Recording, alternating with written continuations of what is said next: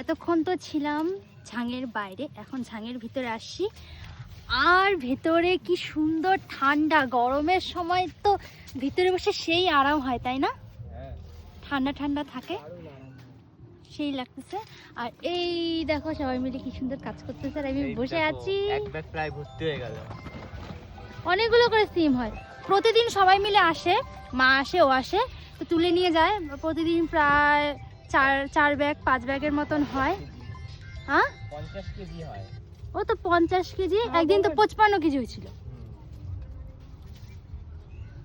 তো অনেকগুলো করে হয়। তো আমি আসবো ভাবি, কিন্তু আমার আসার ইচ্ছা লাগে না। তো আজকে আবার কি মনে হলো যে যাই একটু দেখি যে কেমন কি জমিতে কেমন কি ফসল হয়েছে।